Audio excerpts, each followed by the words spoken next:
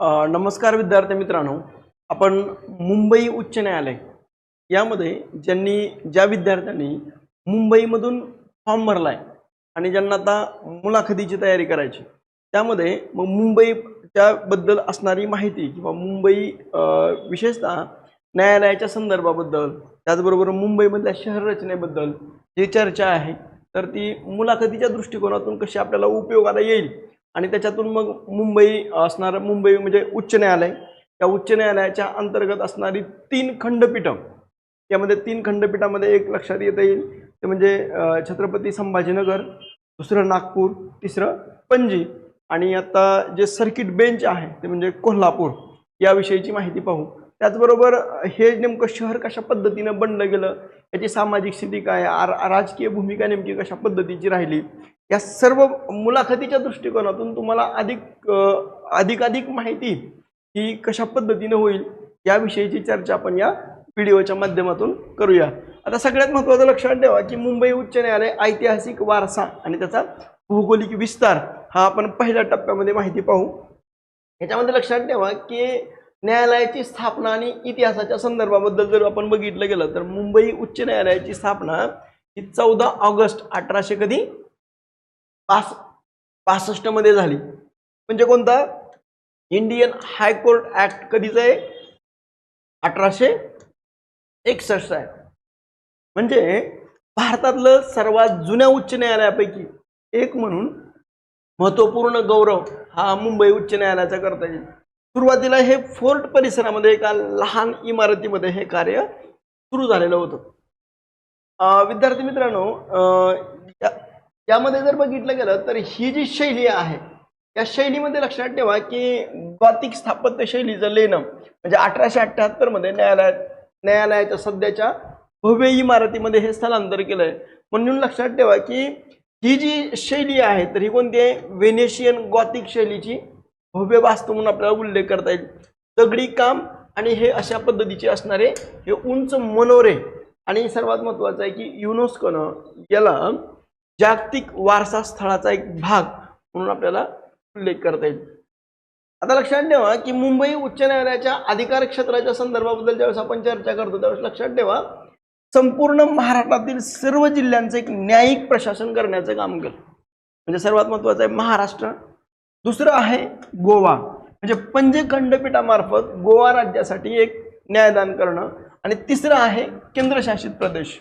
यात केंद्रशासित प्रदेशामध्ये लक्षात ठेवा दादर नगर हवेली आणि दमन आणि दीव हे क्षेत्र या मुंबई उच्च न्यायालयाच्या अंतर्गत येतात।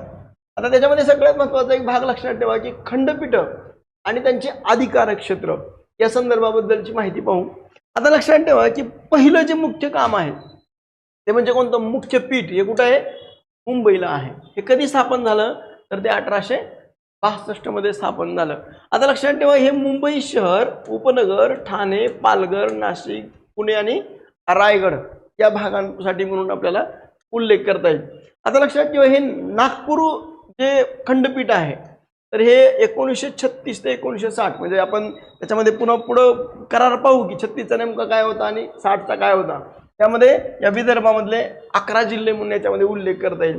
छत्रपती संभाजीनगर हे जे खंडपीठ आहे तर 1982च्या काळामध्ये मराठवाड्यामधले 10 जिल्हे आणि उत्तर महाराष्ट्रामधले 2 जिल्हे असे 12 जिल्हे, आणि पणजी गोवा हे कधीच आहे? 1982 मधले उत्तर आणि दक्षिण गोवा याच्यासाठी न्यायदान करण्यासाठी म्हणून खंडपीठ हे स्थापन झाल्याचा उल्लेख करता येईल। आता लक्षात ठेवा की नागपूर खंडपीठ जे आहे या नागपूर खंडपीठामधलं सर्वात महत्त्वाचं लक्षात ठेवा 1936 मध्ये स्वतंत्र न्यायालयाची स्थापना केली गेली आणि 1960 मध्ये मुंबई उच्च न्यायालयाचं एक कायमस्वरूपी खंडपीठ हे स्थापन झालं। पण त्याच्यामध्ये लक्षात ठेवा काय होतं की मध्य प्रांत आणि बेरार म्हणजे सीपी अँड बेरार यासाठी 1936 ला हे स्थापन झालं होतं। परंतु 1960 मध्ये महाराष्ट्र राज्याची निर्मिती झाली आणि महाराष्ट्र राज्याची निर्मिती झाल्यानंतर मुंबई उच्च न्यायालयाशी काय केलं ते नागपूर हा भाग हा मुंबई उच्च न्यायालयाशी जोडला गेला आणि विदर्भाच्या न्यायदानात ही अत्यंत महत्त्वपूर्ण भूमिका त्यामध्ये बजावतात।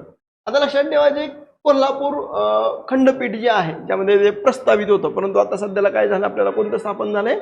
सर्किट बेंच हे आता सध्याला स्थापन झाले, परंतु न्यायदानाच्या विकेंद्रीकरणामध्ये आणि सुलभतेसाठी वाढवण्याचे एक नवीन पाऊल म्हणून सांगता येईल. कोल्हापूर, रत्नागिरी, सांगली, सिंधुदुर्ग आणि सातारा, सोलापूर लक्ष्य आहे की 2025 पर्यंत कार्यान्वित होणं. परंतु आता सद्यस्थितीमध्ये मात्र काय आहे, सर्किट बेंच आहे पश्चिम महाराष्ट्रातील नागरिकांसाठीचा प्रवास आणि वेळ वाचण्यास मदत होईल. आता लक्षात ठेवा की स्थापत्य शैली आणि याच्या वारसाच्या संदर्भाबद्दल म्हणजे कोणतं, कर्नल J.F. फुल्लर यांनी इमारतीचा आराखडा त्याचा तयार केला होता आणि न्यायदेवतेची भव्य मूर्ती असून ती निपक्षपातीपणाने म्हणजे ही जी मूर्ती, हा जो उंच आहे याच्यामध्ये ही जी मूर्ती आहे, तर या भागांमध्ये काय ही न्यायदेवतेची भव्य दिव्य मूर्ती ही त्यामध्ये कोरलेली आहे. जवळजवळ 562 फूट लांबी आणि 187 फूट उंची ही त्यामध्ये आहे.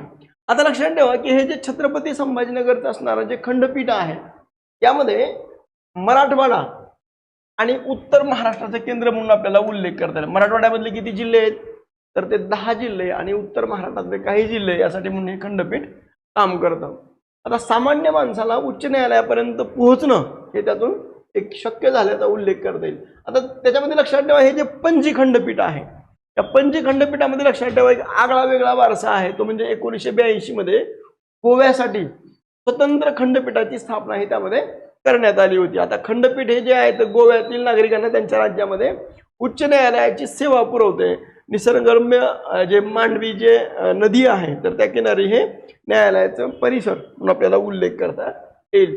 आता लक्षात ठेवा की शेवटी याचा एक निष्कर्ष म्हणून आपल्याला काय सांगता येईल, तर लक्षात ठेवा 160 वर्षाहून अधिक काळाचा एक दैदिप्यमान इतिहास या मुंबई उच्च न्यायालयाला आहे. भौगोलिक विस्तारामुळे न्यायदानाचं सर्वसामान्यांच्या घरापर्यंत हे पोहोचण्याचं काम झालं. ऐतिहासिक वास्तू आणि आधुनिक न्यायपद्धतीचा एक सुरेख संगम आणि भारतीय न्यायव्यवस्थेतला एक आधारस्तंभ म्हणून आपल्याला या उच्च न्यायालयाकडे पाहता येतं. आता सर्वात महत्त्वाचं आपण पाहूया जे की आपल्याला मुलाखतीसाठी म्हणून विचारलं जातं तो म्हणजे मुंबईचा इतिहास. या मुंबईच्या इतिहासामध्ये विषयी जर बघितलं गेलं तर हे किती आहे, 7 बेटापासून जागतिक महानगरापर्यंतचा एक प्रवास आपण यामध्ये उलगडणार आहोत. लक्षात ठेवा की मुंबईचा इतिहास हा मानवी जिद्द आणि निसर्गाचा उत्कृष्ट एक नमुना म्हणून आपल्याला उल्लेख करता येईल. हे शहर शून्यातून निर्माण एक झाल्याचा उल्लेख करता येईल. आता लक्षात ठेवा की याचे जे मुंबई शहराचे मूळ रहिवासी कोण होते, तर मूळ रहिवासी मूळतः कोळी मच्छीमार समाजाचे होते.